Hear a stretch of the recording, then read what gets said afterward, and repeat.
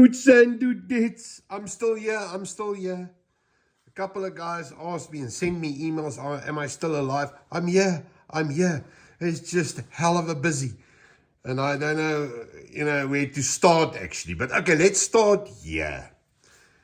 What we have here is a tanker, XPD-15, which is one that I've been wanting to do for ages. But it's a troublesome beast. Make no mistake. We had to redesign things, design again, redesign, cut things off, put it back. Wara. But yeah, there's still a couple of things that need to happen now. We resin printed the whole catwalk here, but that's going to be done in brass. And then obviously the steps also. Karel at Klein Getrain is going to do those for me. I'm waiting for those. As soon as that's here, probably next week sometime, I can start building this thing.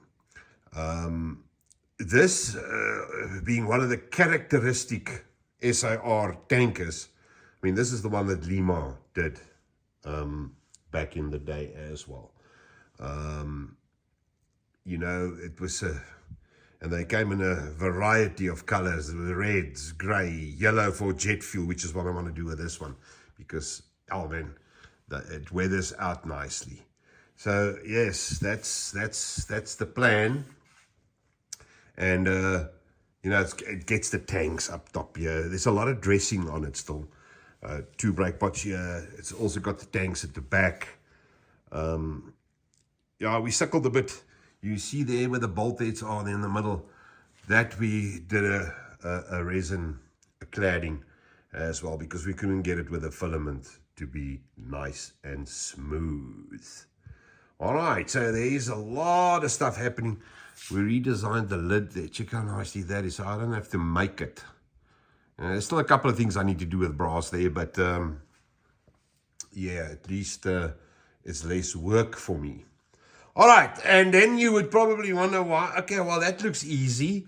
What else did he do? Well, a lot of things. But let's start at the beginning. Let me show you it. Man, they can tell me whatever they want. There is only one color for a South African diesel, and that is Gulf Red. All the colors after that were party colors, circus colors, bright and shiny crap. This is what the locomotive should look like. This is still business, man. Whenever you paint the loco Gulf Red, it looks so much less a model and more like the real thing than anything else. And, okay, look, it's only in there with press stick. But I just stuck it in there just to show you dudes how nicely the window looks. Look at the rivets. Beautiful. Now, there is another little thing that is new. For the local dudes, if you guys are interested, the paints you see here, the Gulf Red, the Spoornet, SIR yellow there on the lines, everything is now available here from me in, wait for it, a aerosol can, a rattle can. I had it, there's a brilliant dude here by us that I took him the paint. I said to him, listen, this is the colors I need. It came off a real loco, so these colors are 100% authentic. And he mixed it for me. And what the problem we had before with Duco, when I sprayed it on like I did Atti's one, for instance, is when you start spraying through an airbrush and you decant, and you leave that paint that you decanted in a separate little tin, and you want to spray tomorrow or 2 days later and touch up and do other things, it used to change color. It wasn't stable, you can almost say. Whereas now with the rattle cans, man, it is just brilliant. Look, it's about 200 Rand a tin.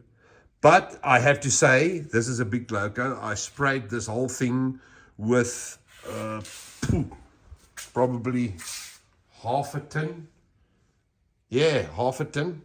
So, yes, and the color just comes alive when you do the satin Duco clear coat, which I also got.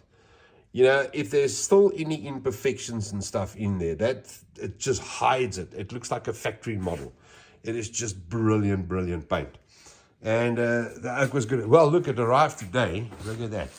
Yes, this is the first batch. So over there, I've got the Spoornet blue. I've got the Gulf red here at the bottom, the Spoornet orange. I've got the black for the chassis. I've got the dark gray for the chassis and the roofs on the Spoornet ones. Everything is here. So we can do the paint. And then I'm waiting for my branding. So the tins will, in the end, look like this. You see. Yes, nice little tin. This is SAR Gulf red. Each one will get its, these I need to ship. I actually sold a couple of them. Each one will get its label on, and then boomy boom, off we go. Nice and stable, brilliant. But I do suggest for the local guys, if you want this paint, to get the satin clear coat that goes with it. It just changes everything. All right, I did it on the chassis with that one too. But okay, let's go back to the, oh, well, listen, now that I see this, there's also stuff that I haven't done yet. I have not designed the boxes for these yet. However, and it's a job this, I've done the boxes for the other 6. So the 3 pots are in there, the grain wagons are in there, everything is cool. So, yeah, I'll do these next week quickly. Let's just run through this thing quickly. I want to show you something else. Yes, remember what I said to you about the stars. Check how nice and low she is. Came out so nice. And there I did the loom for the traction motors at the back. The sand pipes. Same on the front there. You can see how nicely they came out. Very, very, I went to town on this one. This one is obviously now a customer's one, is Jaco's one.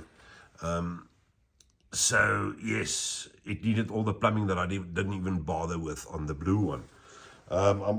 We did a slight little modification on the chassis. Well, you can not see because I've masked it, but there's holes in the front here for the sound. I want to make it a little bit of a different speaker, direct the sound more. This one's also going to get the frame inside the, to hide the wires and stuff. But then I think once I've done that, place the speaker in such a way that it faces to the bottom and direct the sound more than I did on the yellow one. That'll be very nice. And also, remember I said to you when we did the blue one that the interior was still the old filament printed ones, and Fiona went to town on the damn interior. Let me show you.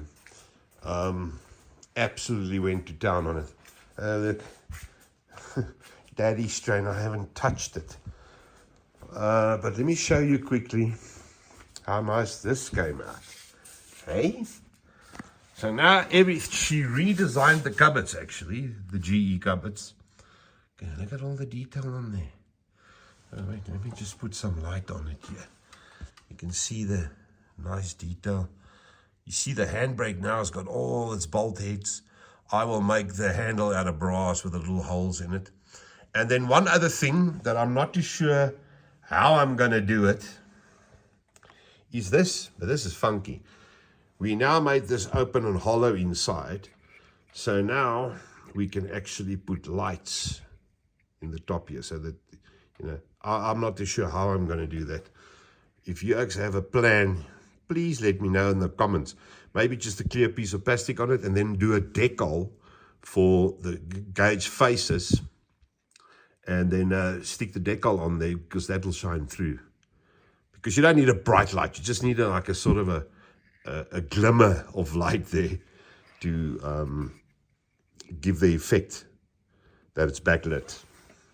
Hey? Very, very nice. Okay, dude, so that's what I've been up to. It's not that I wasn't doing anything.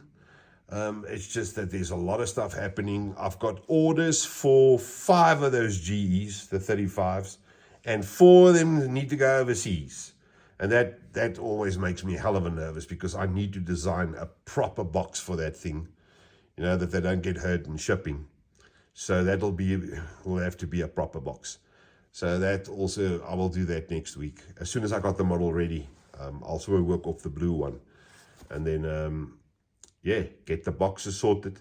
But how's that? Yes, they're slowly starting to trickle overseas. 2 of them is going to Germany. 2 of them is going to America. And then I've got an order for a 34 GE that we're not done with yet. It's got to go to Australia. And yeah, so it's spreading its wings, boys. It's spreading its wings. Okay, dudes, I'm going to go to bed. It's late. And then we'll speak later. I am still here. Everything is still cool. And thank you for watching. Okay, boys. Sien later julle. Tot sien.